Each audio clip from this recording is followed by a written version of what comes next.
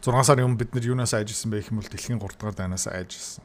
За одоо хүмүүс юунаас айж эхэлж байгаа юм бэ гэх юм бол энэ дэлхийн худалдааны дайнаас айгаад эхэлж байгаа. За хин хооронд алцаад байгаа юм бэ гэх юм бол Хятад, Америк хоорондоо алцаад эхэлж байгаа. За Дональд Трамп юу хэлж байна гэх юм бол Хятадууд шудраг бус 8 бид нартай хийж байгаа, худалдаа хийж байгаа. Худалдааны тэнцлэр манай улсыг саагаад сороод дуусгаж байгаа. Олсон мөнгөөрөө манай засгийн газрын бондыг худалдаж авахгүй байна. За тэгээ энэ худалдааны тэнцлийг засъя, худалдааны гэрээнүүдээ шинээр хийя гэсэн чинь Хятадууд юу гэж байна гэх юм бол үгүй. За Америкчууд тариф ногдуулж байна. Хятадууд яг адилхан. За тэгээд 2 дахин өндөр татвар Дональд Трамп Хэдийн засгийн газар дээр тавиад юу болж байгаа юм бэ гэх юм бол дэлхийд даяар паник болж байгаа. Өнгөрсөн 10 хоногийн дотор Америкийн зах зээл дээрээ, хөрөнгөний зах зээл дээрээ ойролцоо 9 их $80 хувьцааны үнэлгээний зөрүү гарсан. Хасахтай. За Америкийн зах зээлд юу болж байгаа юм бэ гэх юм бол хэдүүлээ бас хамт харцгаая. За энэ юу юм бэ гэх юм бол 7 хоног болгон дампуурал зарлж байгаа компаниудын төвшин. За та энд юу тэмдэглэсэн байна гэх юм бол 2008-9 оны үеэр маш олон компаниуд дампуурлаа зарласан. Ковидын үеэр маш олон компаниуд дампуурлаа зарласан. За тэгээ дүнгиж саяхан он гарсныхаа дараа юу болж байна гэх юм бол бас дахиад маш олон компаниуд дампуурлаа зарлж байгаа. За энэ төрчтэй Дональд Трампын алдаа юм уугүй. Тэ 2020 оноос 24 оны хооронд Жо Байдены засгийн газар юу хийсэн бэ гэх юм бол амар их мөнгө хэвлсэн, маш их хэмжээний зээл авсан, маш үнэтэй зээлүүд авсан, хөрөнгөний зах зээлийг бараг суурийн байхгүй болгосон, бондын зах зээлийг бүр гамшигаараа Дональд Трамп үлдээсэн. Тэгээ Америкийн эдийн засаг дотор бас хүмүүс хэрэг чөлөөтэй мөнгөөр зарцуулж байгаа юм бэ гэх юм бол хаанаас хард юм бэ гэх юм бол хэдэн хүмүүс Лас Вегаст явж байгаа. Лас Вегас хотод мэдж байгаах тэндээ хүмүүс мөрөдө тоглоом тоглолдог, шоу үздэг, мөнгө үрдэг, зугаа цэнгэл тэнд ерөөхдөө тэр Америкийн шоуны төв гэх юм уу та. За тэгээ өнгөрсөн жилийн 7 сараас ахуулаад Лас Вегас хот руу явж байгаа хүмүүсийн тоо багасж байгаа. За өмнө та энэ юу харж байна гэх юм бол ковидын үеэр хэдэн хүмүүс Лас Вегас руу явсан бэ гэх юм бол бараг 0 руу явсан. Лас Вегас ерөөхдөө хамгийн хүнд цогцолт авч ирсэн, хотуудын дунд. За тэрнээс хойш ахуулаад ерөөхдөө баг зэрэг ингээ өсөд яваад одоо буцаагаад буураад эхэлж байгаа. Ерөөхдөө Америкчууд өөрийнхөө бүсэд чангалж байна. За Америкийн эдийн засгт бас чөлөөтэй зарласан нээлттэй ажлын байрын тоо хэд байгаа юм бэ? Энэ 0 цэг нь хизээ юм бэ гэх юм бол 2020 оны 2 сар. За тухайд ерөөхдөө 0 цэг 100 дээр ингээ тавьсан байгаа. Ковидын уналт юу болсон бэ гэх юм бол нээлттэй ажлын байрын хувийг 75%-аараа бууруулснаа. За тэгээд ковидын хориг тавигдсны дараа ерөөхдөө маш хурдан буцаагаад ажлын байрууд бий болсны дараа одоо өнгөрсөн 3-4 жилийн хугацаанд ерөөхдөө энэ тогтвортой буурч байгаа. Ерөөхдөө Америкийн эдийн засаг баг зэрэг хүүтрээд эхэлж байна. За энэ гүйцэх захирлуудын итгэлийн түвшин эдийн засагта. За та энд юу харж байна гэх юм бол 2006 оноос 2008 оны хооронд Америк удирж байгаа компаниудын гүйцэх захирлын итгэлийн түвшин бүр яг хогийн цикл унсан. За ковидын үеэр бас жоохон унсан, гэхдээ ийм амар хүчтэй унаагүй байгаа ч та харж байна уу. За хизээ унаад эхэлсэн бэ гэх юм бол Орос Украины дайны шок бий болоод ерөөхдөө унсан. За тэгээ одоо яг адилхан юм болж байгаа. Худалдааны дайн, Америк эдийн засгийн хүүгийн түвшин, за тэгээ ажлын байр гих мэтчлээ инфляц. Энэс болж унж байгаа. Дахиад хэлье. Тэр ч Трампын алдаа биш шүү. За манай Монголтай холбоотой хамаатай зэсийн үн ханш шийдүүлээ харцгаая. Ер нь бол 2000 оноос ахуулаад ерөөхдөө зэсийн үн ханш ерөөхдөө маш сайнаар дээшээ явж байгаа. 2008-9 онд зэсийн үн ханш бол навс унаад тэгээ хурдан буцаагаад босч ирсэн. За тэгээд ингээ харж байгаа юм бол 2011 оноос 2020 оны хооронд ерөөхдөө зэс маань ерөөхдөө нийшэлтэй яваагүй. За яг ковидын өмнө сэргээх хэрчим хууж цахилгаан машины бүүм гэх мэтчнасаа болоод ерөөхдөө зэсийн эрэлт нь өсөд дөнгөж саяхан 2 сарын өмнө зэс маань түүхэн дээд хэмжээнд хүрээд тэрнээс хойш юу болж байгаа юм бэ гэх юм бол $5.5 нэг 500 г орчим зэс $5.5-оос буцаага $4.2 руу буурж байгаа. 20% уналт зэсийн ханшин дээр бараг 2-3 сарын дотор. Энэ бол сайн биш ээ. Магадгүй зэсийн үн ханш буцаагаад үргэлжлүүлээд унах магадaltaй. Яг гэх юм бол машины борлуулалт буурна, сэргээх хэрчим хүчний хөрөнгө олт буурна.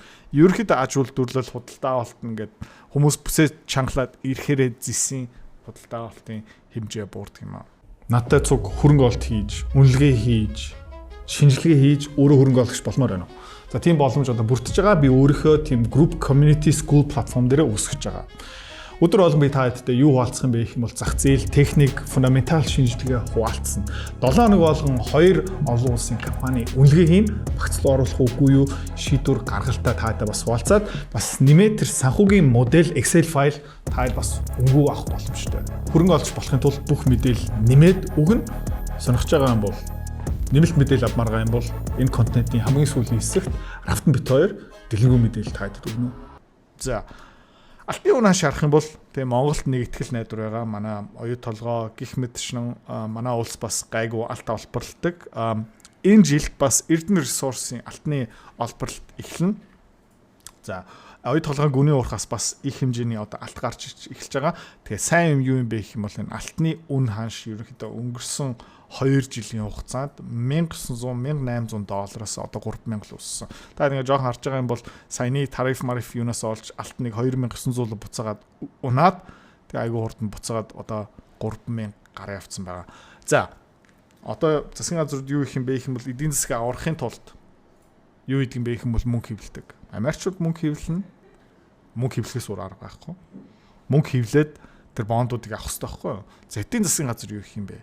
Тэ эдийн засгаа дэмжихийн тулд ард иргэдэд дампуурахгүй тулд банкны системээ аврахын тулд тэ юу их юм бэ гэх юм бол мөнгө хэвлэнэ. За хятад одоо юу болж байгаа юм бэ гэх юм бол маш их үйлдвэрлэж байгаа компаниудын захиалга байхгүй болж байгаа. Хамгийн гол нь Америкийн зах зээл рүү бараагаа зардаг компаниуд. За зээлийн чанар муудна. Тэгээ банкуд дампууруулахгүй тулд хятадууд дандаа үргэлж юу гэдэг юм бэ гэх юм бол мөнгө хэвлээд банкны секторыг дэмждэг. За дэлхийд даяар төв банкуд сангийн яамууд мөнгө хэвлэхээр алтны ханш яадаг юм бэ гэх юм бол өсдөг юм аа. За тэгээ одоо мөнгөтэй хүмүүс ирээдүйн мөнгөтэй хүмүүс нь бас энэ инфляциас мөнгө хамгаалахын тулд бодит мөнгө худалдаа авдаг. Тэр юу юм бэ гэх юм бол алт. Тэгээ алт бол доллар биш, юан биш, тэ алтыг хэвлэн гэж байхгүй. Тэгээд алтыг хизээч хамаагүй буцаагаад мөнгө болох боломжтой маш хүргэх чадвар өндөртэй хөрөнгө учраас тэ сэргэлэн ухаантай харилцагч нар, хөрөнгө оруулагч нар ерөөхдөө алтыг худалдаж авч байгаа. За манай school гих мэд шин багц дотор бас алтны компани хувьцаа бараг 25% эзэлж байгаа учраас хэдүүлээ эндээс бас жоохон хамгаалцсан байгаа. За миний хүлээлт юу юм бэ гэх юм бол магадгүй алт одоо жоохон амьсгаа авч магадгүй. Яг гэх юм бол энэ uptrend-ийн ерөөхдөө тэ таацлуу хүрээд одоо буцаагаа буурж эхэлнэ. Гэхдээ ерөнхийдөө энэ алт хаашаа явах юм бэ гэх юм бол өсөөл явнаа. Нүүрсний компани индекс таад энэ үзүүлж байна. Энэ ерөнхийдөө маш шинээр үүсгэн байгуулагдсан ETF сан. За 3 жил болж байгаа. Тэгээ энэ дотор юу байгаа юм бэ гэх юм бол нүүрс олборлдог компаниуд байгаа. Ямар нүүрс юм бэ гэх юм бол Монголын экспортлдог тийм когшсон өндөр чанарын нүүрс. За нүүрс олборлдог компаниудын индекс хувьцаа оролцоог нь хизээ хаана яасан бэ гэх юм бол $24 байсан бол өнөөдөр ойролцоо одоо 15 руу буурсан байгаа. Энэ одоо буураа явж байгаа. За Монголын бас нэг том когшсон нүүрсний экспортлагч олборлагч компани юу юм бэ гэх юм бол Energy Resource. Хаана бүртгэлтэй юм бэ гэх юм бол Хонконгийн хөрөнгөний бирж дээр бүртгэлтэй. За тэгээд таад нь юу харж байна гэх юм бол 2023 оны 7 сараас 2024 оны 2 сар хүртэл энэ компани хувьцаа бүр тэнгэр рүү пуужинсан. 2 Хонконг доллартай байсан бол 14 Хонконг доллар руу болоод за тэрнээс хойш ерөөхдөө буурж байгаа. Яг буурж байгаа юм бэ гэх юм бол хятадууд кокс нүүрсний худалдаа авалт нь буурсан байгаа. Эдийн засгийн бас тийм сайн явахгүй байгаа маш их хэмжээний кокс нүүрсийг ингээ нөөцлөсөн байгаа. За тэгээд тий худалдаа авалт нь буурж байгаа, импорт нь буурж байгаа учраас энэ компани хувьцаа бас аажмаараа буураад байгаа. Хаалтл буурах магадaltaй юм бэ гэх юм бол хэдүүлээ одоо ингээ харцгаая.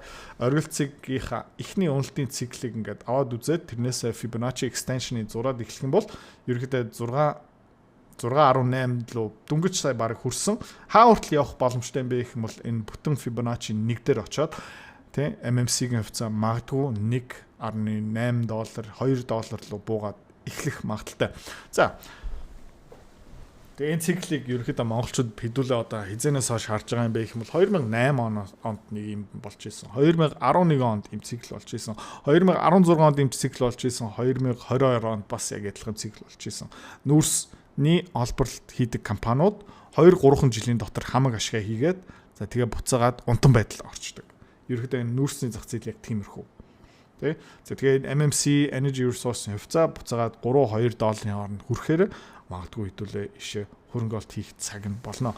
Одоохонд бол 50 уналтыг хүлээгээрэй. За биткойн.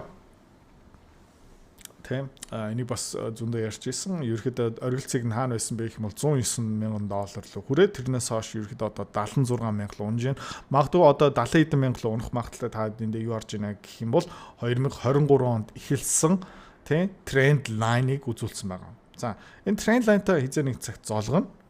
Тэгээд үргэлжлүүлээ өсөх юм уу? Тийм буурах юм уу? Шийдэл нь удахгүй тодорхой болно. За сонирхолтой юм юу юм бэ гэх юм бол тий одоо биткойн харж байгаа бол яг энэ тренд лайн руу ингээд яваад эхэлж байна. За тэгээд би таад юу үзүүлмээр байна гэвэл тэгээд биткойн юунаас болж өсөх магадaltaй юм бэ гэх юм бол энэ хятад юан долларын ханшнаас өсч магадгүй. Таад ингэ юу харж байна гэх юм бол энэ тий 2013 оны тий хятад юан тухайд оргил цэгт дээр хөрсөн одоо $1 6 хятад юан болж исэн. За тэгээд ерөөхдөө пам дэше пуужиндаад барыг 7 л өссөн. Ерөөхдөө энэ үедээ юу хийжсэн бэ гэх юм бол хятадууд тий 6 юанаараа $1 авдаг байсан бол гинт 7 болсон. За тэгээд буцаага нэг чангараад ерөөхдөө барыг галзуу уулан шиг дэше доош савж байгаа зү тий. За хамгийн сүүлийн яроол хизээсэн бэ гэх юм бол ковидын оргил цэг дээр хятад юан 6.3 руу хүрээд за тэрнээс хойш ерөөхдөө 7.3 руу пуужинсан. За тэгээд та өөрөө хятад хүн байлаа гэж төсөөлчих заяа. Дөнгөж саяхан 6 юанаар $1 авдаг байсан бол гинт 7 болчлоо. Энэ юу гэсэн юм бэ гэх юм бол ер нь бол маш хүчтэй үнэлт тий 7-ыг 6-аар хуваах юм бол таадын мөнгөнийхөө худалдаа авах чадвар 16%-аар буурч байгаа гэсэн үг шүү дээ. Окей. Төгрөөрөө үзүүлчих. За одоо төгрөг доллар 3,500 байна. За тэгээ хэд хүртэл унах гэсэн үг юм бэ гэх юм бол 4,000 руу унж байгаа гэсэн үг байхгүй юу? Хятад хүмүүсийн хувьд. За хятадууд юу хийсэн бэ гэх юм бол долларыг чөлөөтэй худалдаж авах боломжгүй. Юана хятадаас гарах нь айгүй хэцүү. Хонконг доллар болох нь бас айгүй хэцүү. Тэгээд хятад юу хийсэн бэ гэх юм бол мөнгөө дотоодоос гаргахын тулд юу хийсэн бэ гэвэл биткойныг худалдаж авсан. За. Тэгээ магадгүй энэ үедээ хятадууд юу их магадaltaй юм бэ гэх юм бол те доллар авъя, доллар авах боломжгүй юм байна. Юана зарья, юана зарч болохгүй юм байна. За тэгээ магадгүй буцаагаад энэ биткойн руу орч магадгүй. За тэгээ биткойн болгосны дараа тэр биткойныг Дубай руу явна уу? Тэ Нью-Йорк руу явна уу? Хаач хамаагүй биткойноо буцаагаад доллар руу хөргүүлэх боломжтой учраас хятадууд энэ биткойны цаана маш их хэмжээгээр байгаа шүү. За тэгээ хэдүүлээ энийг зүгээр харцгаая. Одоохондоо ерөөхдөө ямар нэг юм хийх хэрэггүй. За өмнө энэ нефтний үн хан шиг би зөндөө ярьж ирсэн. Ер нь 2022 оны оргил цэгээс ерөөхдөө яг энэ гурвалжингаа мөрдөж яваад за тэгээд дөнгөж сая ерөнхийдөө коллапс хийсэн. Ерөнхийдөө нефтний үн ханш одоо $57-58 руу навс унтсан. За одоо хэн зовж байгаа юм бэ гэх юм бол арабчууд зовж байгаа. Катар зовж байгаа. Казахстан зовж байгаа. Тэгээд хамгийн томоор хэн зовж байгаа юм бэ гэх юм бол Путин зовж байгаа. За. Тэгээд энэгээр юу үзүүлэх гэж байгаа юм бэ гэх юм бол энэ геометрикийг харж байгаарай. Тэгээд структурыг хараарай. Яг энийг үзүүлж байгаа юм бэ гэвэл тэ одоо хувьцааны QQQ Nasdaq унж байна. Тэ S&P 500 унж байна. Тэ гэхдээ сонирхолтой юм юу юм бэ гэх юм бол энэ хувьцаанууд унжаах үедээ өнгөрсөн 50, 60, 70 жилийн хугацаанд хувьцаа унахаараа юу болт юм бэ гэх юм бол бонд өсдөг байхгүй. За сонирхолтой юм юу юм бэ гэх юм бол дөнгөж сая хувьцааны хөрөнгийн зах зээл навс унсан хэрнээ бонд өсөг байгаа. Та нэг юу харж байна гэх юм бол нөө бонд унаад байгаа байхгүй.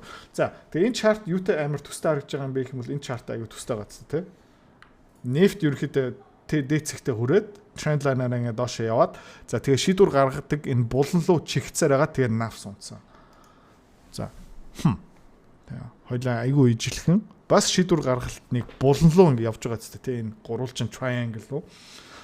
За тэгээ энийг ингээд харахаараа юу хийх магадaltaй юм бэ гэх юм бол энэ bond TLT навс унах магадaltaй юм шиг харагдчихэ. За. Яг навс унах юм бэ гэх юм бол Америк бондын хүүгийн төвшин дэш өсч магадгүй. За. Өмнө эдийн засаг хувьцааны хямрал болох үедээ хүүгийн төвшин буураад бондын үн ханш өсдөг байсан. Одоо юу болж байна гэх юм бол Америкийн эдийн засаг Монголын эдийн засагтай төстэй болж эхэлж байгаа. Монголын эдийн засаг навс унахаараа манай Монгол улсын бондууд навс ундаг. Манай инфляц амар өндөр болдог. Тэгээ төгрөг маань хог болдог.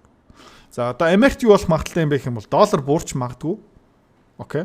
Бондууд буурч магадгүй, хүүгийн төвшин өсч магадгүй. Яг Монгол хөгжиж байгаа дампуурлын ирмэн дээр байгаа улсууд бас яг ингэдэг байхгүй.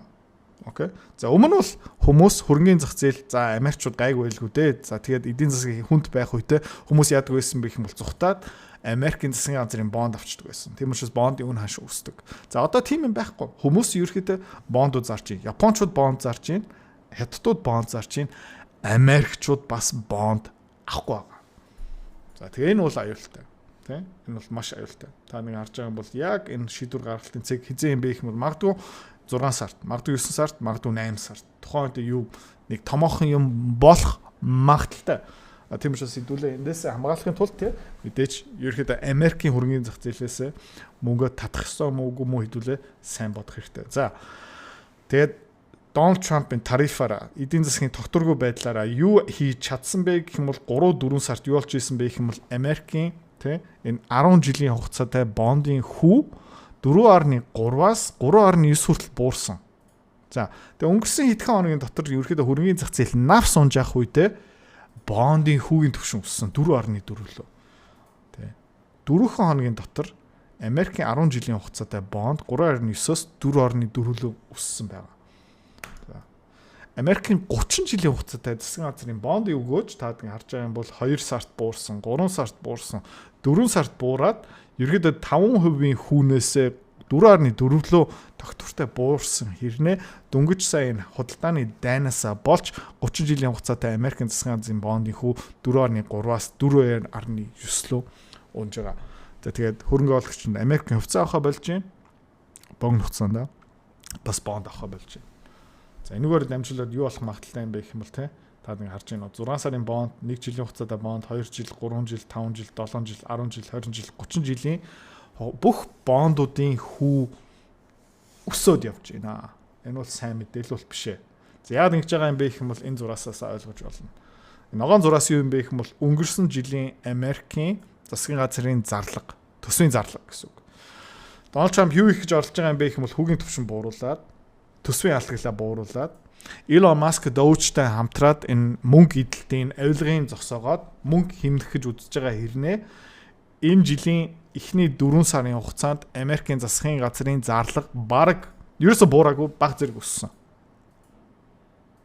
Тэгээд хүмүүс хэлж байгаа бодож байна те. Америкч бүсэж хангалж чадахгүй юм байна. Зарлага бууруулж чадахгүй юм байна. Америкийн бондууд хүмүүс авахгүй юм байна. Тийм учраас энэ Америк засгийн газрын алтгалууд бүр өсөх юм байна гэж харж байна. За тэрнээс болж юу болох юм бэ гэх юм бол мөнгө хэвлэгдэнэ. Инфляц эргүүлээд өснө. За тэгээд энэс болж ерөөхдөө нефтийн үн ханш өснө, алтны үн ханш өснө, хувьцааны үн ханш хизээний цагт өснө, үйл хөдлөлийн үн ханш өснө. Ерөөхдөө Монголд юу болж исэн бэ? Өнгөрсөн 4 жилийн хугацаанд төгрөг маань тэ 2600-аас 3500 өссөн. Үйл хөдлөх өссөн. Бензины үн ханш өссөн. Хүнсний үн ханш өссөн. За тэгээ Америк яг Монголтой ижилхэн симптомтой болж эхэлж байгаа юм а. Тэрэндээ тохируулаад хэдүүлээ бас хөрөнгө оруулалтынхаа стратеги өөрчлөх хэрэгтэй байна. Би бас энэ дээр нэлээх толгоогоо ажиллуулж байгаа. Багцаа тэ хэдүүлээ Америкийн хөрөнгийн зах зээлээс хятад руу одоо шилжүүлж байгаа. За тэгээ магадгүй хэдүүлээ нефт, газ, тэ эрчим хүч, алтны олборлдог компаниуд багцлууга нэмэх цаг удахгүй болох магадaltaй. Гэхдээ хэдүүлээ одоо жоохон харах хэрэгтэй энэ дэшээ доош савлгыг хараад шийдвэр гаргах цаг нь арай болоогүй. За хятад ямар арга хэмжээ авч ийна гэх юм бол эдийн засгийг аврахын тулд те officials from State Council, Central Bank, Finance Ministry те attend meeting те засгийн газрын те State Council гэдэг чинь одоо улсын удирдлагын хороо. За төв банк, сангийн яам гэх мэт чинь хоорондоо хуралдаж байгаа. Тэ хятадын топ лидер бас ерөнхийдөө хөрөнгөний зах зээлийг тогтвортой болгохын тулд арга хэмжээ авах гэж үзэж байгаа хуралдаж байна. China's top leaders to hold meeting as soon as Wednesday to discuss measures to boost economy. За эдийн засгаа эргээс сэргээх гэж ерөнхийдөө аврах гэж хятадууд ерөнхийдөө одоо арга хэмжээ авч байгаа. За тэгээ миний таамаг юу юм бэ гэх юм бол тэ энэ буруу байж магадгүй заа юм зүгээр таамаг шүү. Дональд Трамп одоо юу гэсэн бэ гэх юм бол хятадууд нэг галц өгөх ёстой. Нүүр хамгаалахын тулд. Тэ Аз, Монгол, тэ Вьетнам, Хятадд юу байгаа юм бэ гэх юм бол нүр гэсэн концепт байгаа. Тэгээ Дональд Трамп юу хийсэн бэ гэх юм бол өнгөрсөн 7 хоног зүгээр хүн болгоны нүрлөө нулимсан. За одоо хангалттай тийм учраас нүрэ хамгаалах нэг гарц өгөх юм бол энэ хятадууд Америкчуудаа хэлцлийг хахаа. За хэдүүлээ харцгаая. Өнөөдөр баахан таамаг ярьсан байна. Энэ дээр илүү их бодох ёстой. Тэгээд илүү бодсон, шинжилгээ хийсэн. Би бас надаас өөрөөсөө илүү ухаантай хүмүүсийн контент үзэж байгаа, асуулт тавьж байгаа. За тэгээд хариултаа болсныхан дараа энэ сэдвээр дахиад уулзъя. За хөрөнгө оолтын community сарын төлбөр хэд юм бэ гэх юм бол одоохондоо $29. За өдөр болгон түрүүний хэлснээрээ ер нь бол олон улсын хөрөнгийн зах зээл дээр дэлгэрүү мэдээлэл шинжилгээ таатай бүрэн хуваалцсан. Жишээлбэл гадаад арилжаа хийдэг, гадаад хөвцөөл хөрөнгө оолт хийдэг хүмүүс ганцхан нэг ашигтай хөрөнгө оолт хийчих юм бол тэр өртгөө нөхөд авчна. За хөрөнгө оолт хийя. Гэхдээ зорилго нь хүрээгүй хүмүүс энэ яг тохирно.